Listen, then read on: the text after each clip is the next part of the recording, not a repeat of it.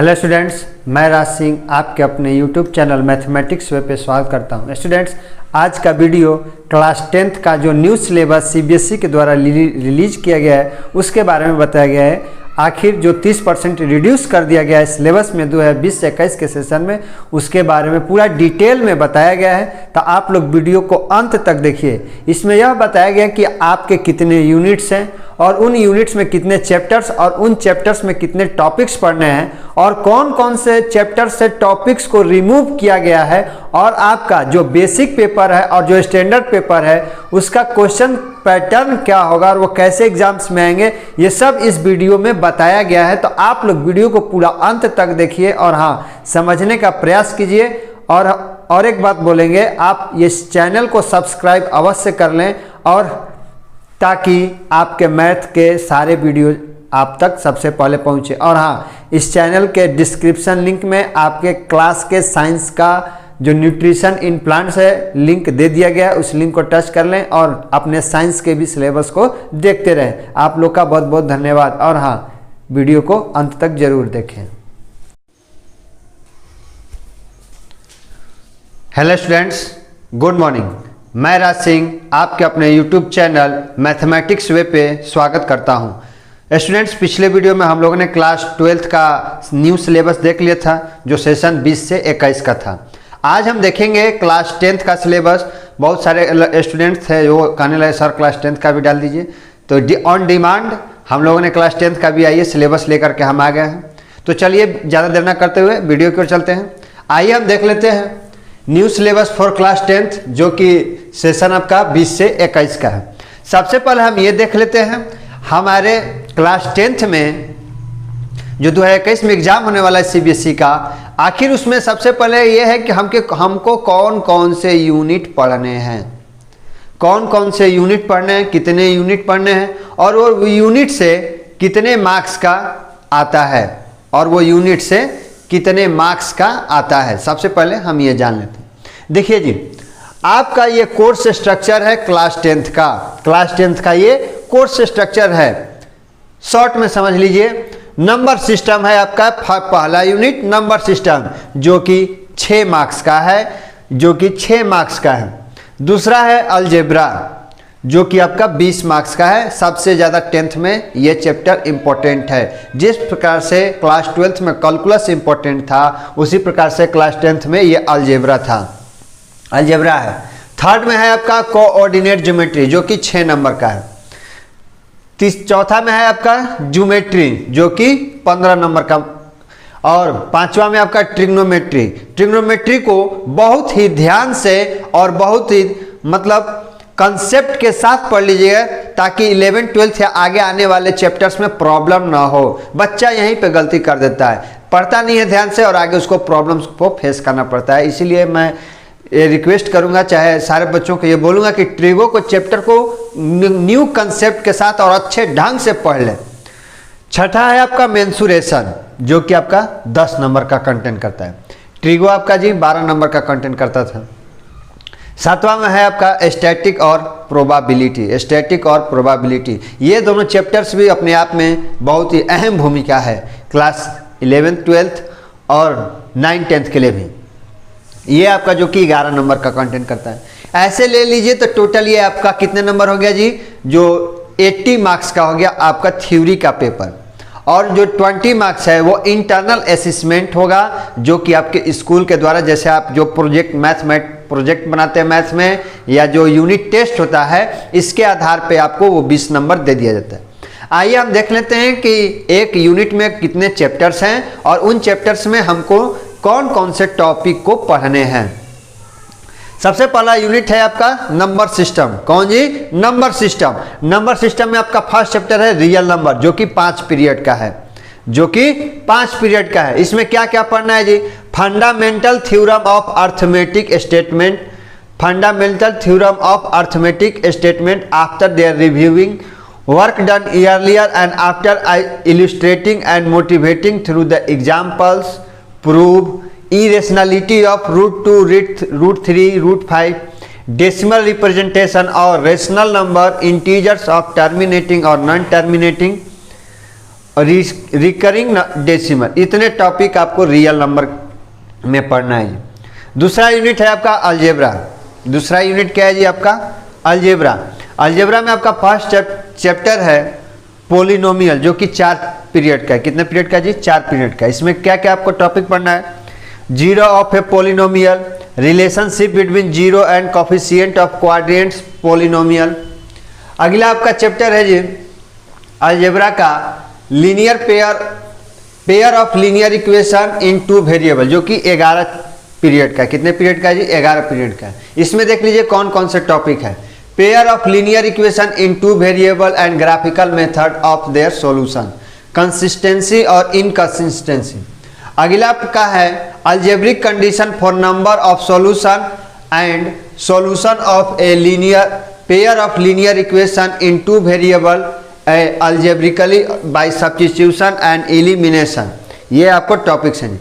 फिर अगला आपका टॉपिक है सिंपल सिचुएशनल प्रॉब्लम, और ये प्रॉब्लम किस पर बेस्ड रहेंगे जी? Simple problems on equation reducible to linear equation.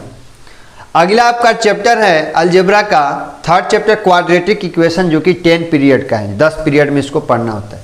ये आपको सारा का सारा जो सिलेबस है NCERT बुक के आधार पे बनाया जाता है, ना कि आपको साइड बुक। साइड बुक क्या होता है? आप अपने प्रैक्टिस के लिए रख सकते हैं, लेकिन एग्जाम के लिए जो आपका इंपॉर्टेंट है वो NCERT। इसलिए हम हमेशा बोलेंगे कि आप लोग NCERT पे ज़्यादा फोकस कीजिए। ये आपका क्वाड्रेटिक इक्वेशन, जो कि 10 पीरियड का है। देख लीजिए इसमें क्या क्या पढ़ना है। Standard form of quadratic equation क्या जी? ax² plus bx plus c is equal to 0 where a not equal to 0, a not equal to 0। दूसरा आपका टॉपिक है solution of quadratic equation only real roots by factorisation and by using quadratic formula. अगला आपका last topic है इसमें relationship between discriminant and nature of roots. चौथा chapter है आपका अर्थमेटिक प्रोग्रेशन, जो कि 4 पीरियड का है। इसमें आपको कौन कौन सा है जी? सबसे पहले इस चैप्टर के बारे में टीचर को स्टूडेंट्स को मोटिवेट करना पड़ता है, ताकि ये चैप्टर्स भी बहुत जरूरी, क्योंकि इसमें डेरिवेशन आ गया है। डेरिवेशन ऑफ किसका जी? nth term and sum of the first n term of AP। ये आपको 11th 12th के लिए भी बहुत ही इंपॉर्टेंट है। आपका तीसरा यूनिट है कोऑर्डिनेट ज्योमेट्री। क्या जी? Coordinate geometry. ये आपका इसमें आपका फर्स्ट चैप्टर है जो है लाइंस है इन 2 डायमेंशन, जो कि 10 पीरियड का है। कितने पीरियड का है जी? 10 पीरियड का है। देख लीजिए इसमें क्या क्या है जी? कंसेप्ट ऑफ कोऑर्डिनेट ज्योमेट्री, इसमें क्या क्या पढ़ना है? पहला कंसेप्ट इसका पढ़ना है। दूसरा ग्राफ ऑफ लीनियर इक्वेशन, क्या जी? इसका ग्राफ पढ़ना है। फिर distance formula, section formula by internal division.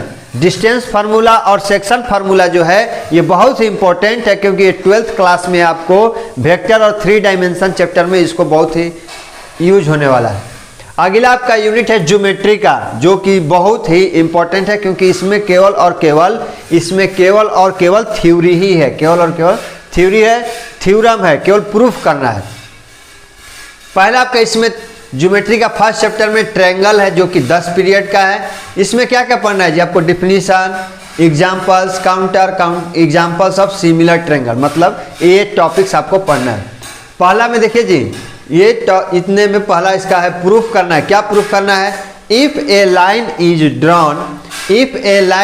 Drawn parallel to one side of a triangle to intersect the other 2 side in distinct point, the other 2 sides are divided into same ratio। दूसरा में क्या जी? if a line divide 2 sides of a triangle in the same ratio, the line is parallel to the third side। ये आपको जितने भी मैं बता रहा हूं ये आपको सब प्रूफ करना है। तीसरा में क्या आपका करना है जी? if a two triangles the corresponding angle, if the 2 triangles the corresponding angle are equal, ये बताना है their corresponding side are proportional to the triangle are similar। ये सारे टॉपिक जब मैं चैप्टर को पढ़ाऊंगा तो ये सारे चीज़ों को प्रूफ करते हुए हम लोग सीखते हुए चलेंगे, बहुत इंपॉर्टेंट है।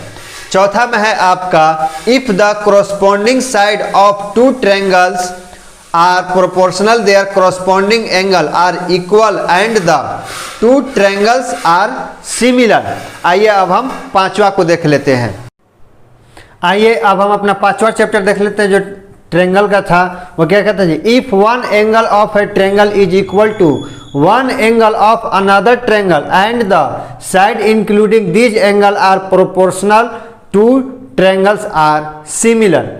छठवां है आपका if a perpendicular is drawn from the vertex of a right angle of a triangle to the hypotenuse the triangle of on each side of the perpendicular are similar to the whole triangle and each other. सातवां और last आपका topic है proof करना है क्या जी, if a right triangle the square on the hypotenuse is equal to the sum of a square on the other two side. आपका दूसरा उसका चैप्टर है क्या जी, सर्किल, जो कि 8 पीरियड का है। आइए हम सर्किल में देख लेते हैं क्या जी, tangent to the circle at point of content. देख लीजिए इसको क्या किसमें क्या क्या पढ़ना है। जब का पहला प्रूफ है क्या, the tangent at any point of a circle is perpendicular to the radius through the point of the contact.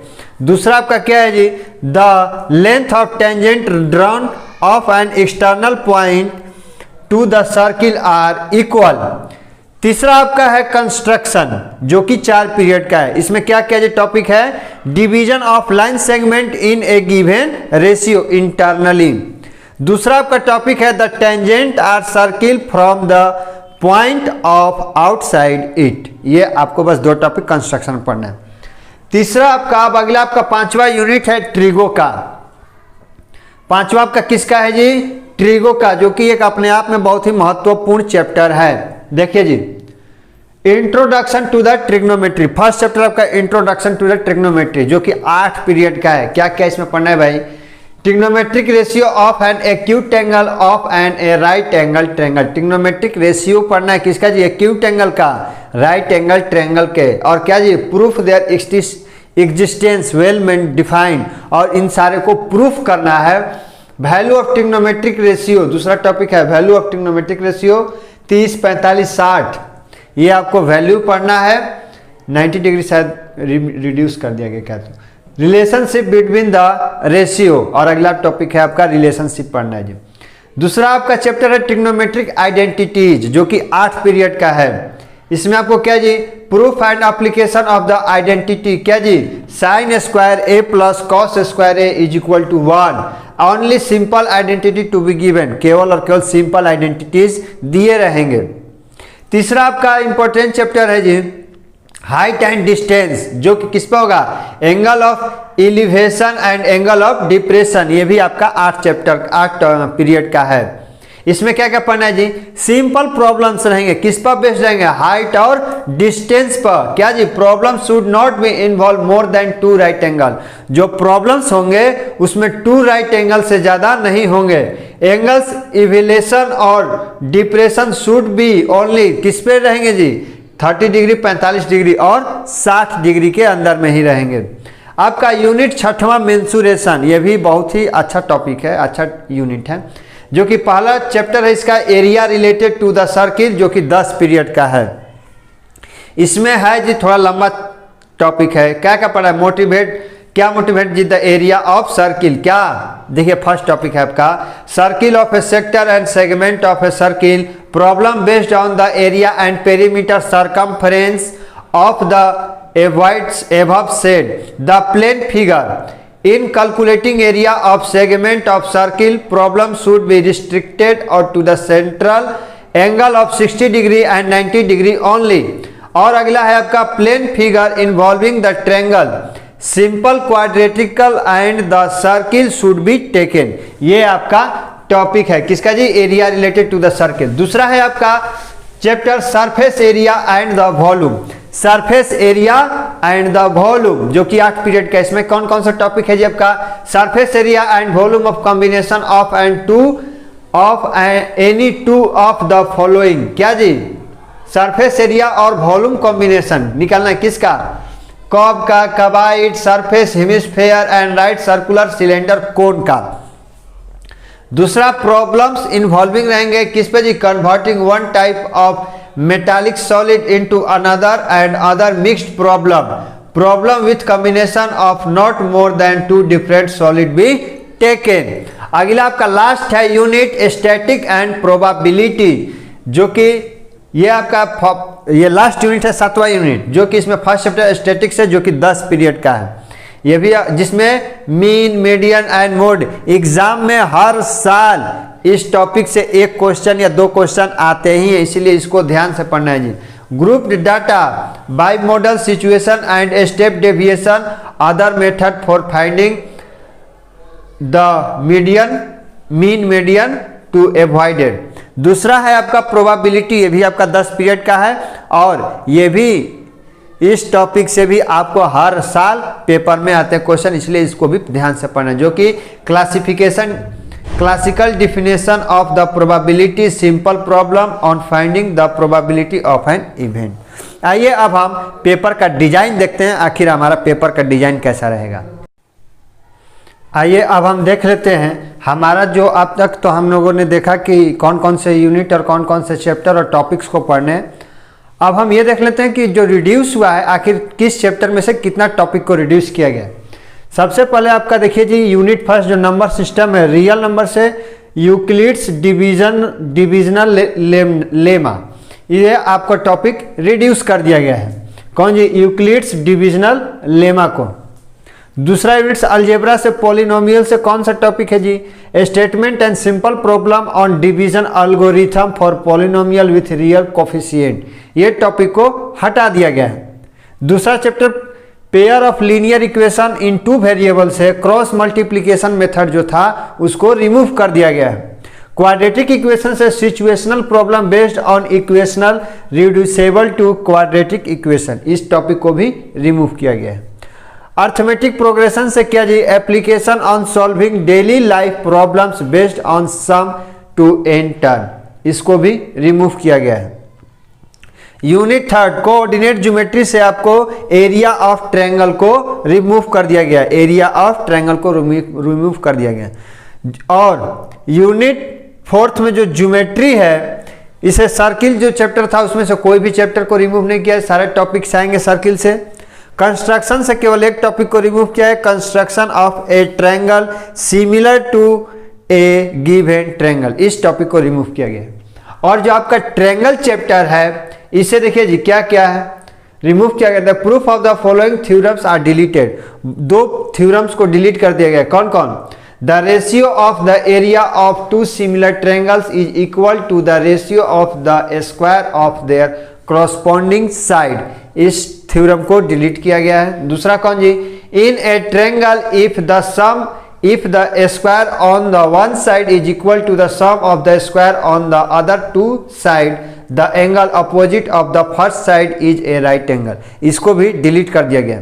Trigonometry chapter से आपका जो इंट्रोडक्शन टू ट्रिग्नोमेट्रिक था, इससे क्या डिलीट किया था, the ratio whichever are defined at 0 degree and 90 degree, 0 degree और 90 degree को जो डिफाइन करता था उसको डिलीट कर दिया गया है। और आइडेंटिटीज से क्या डिलीट किया गया जी, trigonometric ratio of complementary angles को डिलीट किया गया, किसको, कॉम्प्लीमेंट्री एंगल्स को। और हाइट और डिस्टेंस से इसको डिलीट नहीं किया गया। यूनिट 6 मेंसुरेशन से आपको क्या डिलीट किया गया है जी, एरिया रिलेटेड सर्किल से प्रॉब्लम ऑन सेंट्रल 120 डिग्री का जो था प्रॉब्लम्स उसको डिलीट किया गया है। सरफेस एरिया और वॉल्यूम से फ्रस्टम ऑफ कोन, एक टॉपिक था जब हम लोग 10th में थे तो पढ़े थे, फ्रस्टम ऑफ कोन, इसको डिलीट कर दिया गया। आप लोग को ये नहीं पढ़ना है क्योंकि एग्जाम में ये नहीं आने वाला है। 7 स्टैटिक एंड प्रोबेबिलिटी से क्या डिलीट किया गया जी, देखिए स्टैटिक से step derivation method for finding the mean, ये टॉपिक को डिलीट किया गया है। दूसरा कोमुलेटिव फ्रीक्वेंसी ग्राफ, इसको भी डिलीट किया गया है। और प्रोबेबिलिटी से कुछ नहीं डिलीट किया गया। आइए अब हम देखेंगे हमारा जो बेसिक और स्टैंडर्ड मैथ का पेपर मॉडल आखिर कैसे आएगा। अब हम देख लेते हैं पेपर का डिजाइन, आखिर हमारा जो स्टैंडर्ड पेपर है और बेसिक पेपर है ये दोनों का डिजाइन कैसा रहेगा, मतलब जो फाइनल एग्जाम होगा मैट्रिक का उसमें पेपर का मॉडल कैसा रहेगा। देखिए जी, जो स्टैंडर्ड डिजाइन है क्वेश्चन पेपर का वो टाइपोलॉजी ऑफ क्वेश्चन, रिमेंबरिंग और अंडरस्टैंडिंग के आधार पे आपको 43 मार्क्स के आएंगे, जो कि 54% का होगा। 43 मार्क्स का आएंगे और चूँकि 54%। और अप्लाइंग के आधार पे आएंगे, जो प्रॉब्लम्स को सॉल्व करने, वो 19 नंबर का होगा, वो 24% आपका कैरी करेगा। और एनालिजिंग, इवेल्युएशन और क्रिएटिंग के आधार पे जो आएंगे वो 18 मार्क्स का होगा और ये 22% कंटेंट करेगा। इस प्रकार से टोटल आपका 80 नंबर 100% का हो गया। ये आपका था स्टैंडर्ड मैथ का। अब आइए हम बेसिक का देख लेते हैं, जो कि रिमेंबरिंग और अंडरस्टैंडिंग के आधार पे 60 मार्क्स का आएगा और परसेंटेज हमारा 75% ले लेगा जी। अप्लाइंग के आधार पे 12 मार्क्स का आएगा, जो कि 15% हमारा कंप्लीट कर लेगा। और एनालिजिंग, इवेल्युएशन और क्रिएटिंग के आधार पे 8 मार्क्स का आएगा, जो कि 10% ले लेगा। आप लोगों का बहुत बहुत धन्यवाद। और हाँ, चैनल को सब्सक्राइब अवश्य कर लें, क्योंकि अब इसके बाद क्लास 12th और क्लास 10th के NCERT के जो टॉपिक्स हम बताएं, अभी सारे क्वेश्चंस के सॉल्यूशन आने वाले हैं। तो आप लोग सब वीडियो को पूरा देखिए और हाँ, चैनल को सब्सक्राइब करना ना भूलिएगा। बहुत बहुत धन्यवाद।